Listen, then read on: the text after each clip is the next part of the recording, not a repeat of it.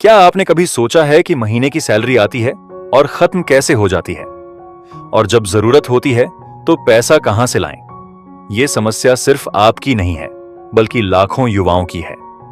इस वीडियो में हम जानेंगे कि पैसे को कैसे सही तरीके से बचाएं और उसे सही जगह निवेश करके कैसे बढ़ाएं। यह वीडियो आपकी सोच बदल देगा और आपको वित्तीय आजादी की तरफ ले जाएगा।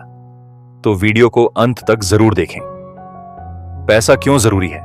यह आपकी जरूरतें पूरी करता है, यह आपको आत्मनिर्भर बनाता है। सेविंग्स का महत्व। सेविंग्स का मतलब है आज की कमाई को कल के लिए सुरक्षित करना। यह आपको इमरजेंसी में मदद करता है। फॉर एग्जाम्पल, रोहन एक 25 साल का लड़का है जो हर महीने 30,000 रुपए कमाता है। वह अपनी सैलरी का पूरा हिस्सा खर्च कर देता है। एक बार उसे मेडिकल इमरजेंसी में 10,000 रुपए की जरूरत पड़ी, लेकिन उसके पास कुछ भी सेव नहीं था। इससे वह तनाव में आ गया। अगर उसने पहले से सेविंग्स की होती तो यह सिचुएशन नहीं आती। स्टेप 2, बजट बनाना सीखें। बजट बनाना आपके पैसे को कंट्रोल करने का सबसे आसान और प्रभावी तरीका है। बजट बनाने के स्टेप्स: मंथली इनकम और खर्च का हिसाब रखें। 50-30-20 नियम अपनाएं। 50% जरूरतों के लिए, 30% इच्छाओं के लिए, 20% सेविंग्स और इन्वेस्टमेंट के लिए। हर महीने खर्चों की समीक्षा करें। फॉर एग्जाम्पल, सीमा ने 50-30-20 रूल अपनाकर एक साल में 1 लाख रुपए की सेविंग की।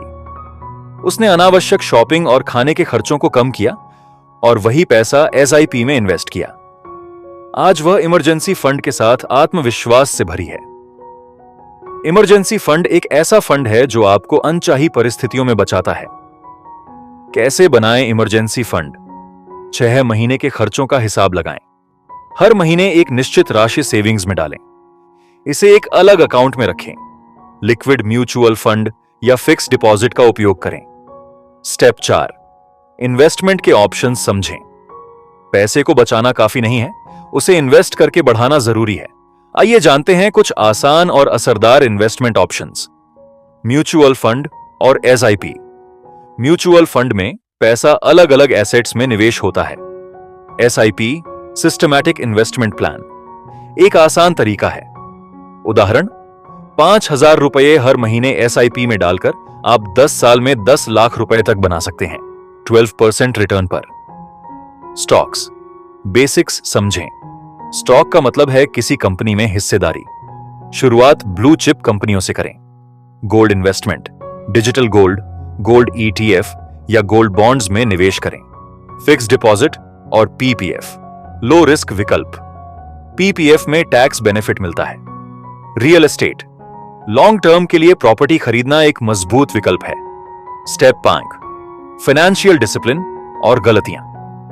इन्वेस्टमेंट और सेविंग के साथ फाइनेंशियल डिसिप्लिन बनाना भी जरूरी है।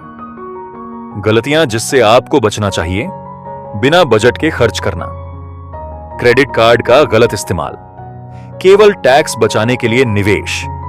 डिसिप्लिन बनाए रखने के टिप्स: हर महीने रिव्यू करें, अनावश्यक खर्चों को टालें, फाइनेंशियल बुक्स पढ़ें जैसे the richest man in Babylon, rich dad poor dad, the millionaire fast lane. Step 6, अपने गोल्स सेट करें। बिना गोल्स के इन्वेस्ट करना बिना नक्शे के सफर करने जैसा है। कैसे सेट करें गोल्स? शॉर्ट टर्म 1 से 3 साल, मीडियम टर्म 3 से 7 साल, लॉन्ग टर्म 7 से अधिक साल। उदाहरण, 3 साल में बाइक खरीदना है, म्यूचुअल फंड चुनें। 10 साल में घर खरीदना है, PPF और रियल एस्टेट में इन्वेस्ट करें। युवावस्था में लिए गए फाइनेंशियल डिसीजन आपके पूरे जीवन को प्रभावित करते हैं। अभी से शुरुआत करें और अपने सपनों को साकार करने की दिशा में कदम बढ़ाएं। याद रखें, आज का इन्वेस्टमेंट आपका कल बदल सकता है। आपने इस वीडियो को देखा और अपने फाइनेंशियल फ्यूचर के लिए एक कदम उठाया। इसे लाइक, शेयर और सब्सक्राइब जरूर करें ताकि यह जानकारी और लोगों तक पहुंचे। अगर आप इन्वेस्टमेंट के बारे में और जानना चाहते हैं तो हमारी अगली वीडियो जरूर देखें।